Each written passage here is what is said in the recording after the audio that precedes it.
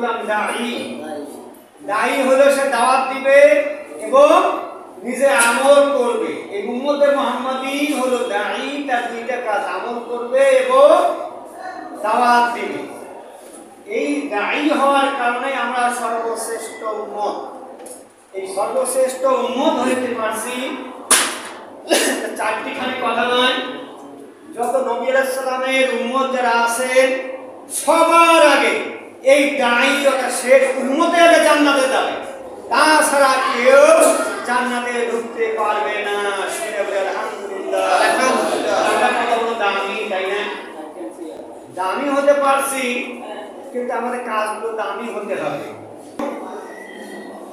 আমাদের রাসূল সাল্লাল্লাহু আলাইহি ওয়াসাল্লাম যে আমাদের শেষ নবী, আমাদের নাজাতের একমাত্র উপায় হলো আল্লাহর হুকুম নবীর তরিকার উপরে নিজকে চলা ও চালানো।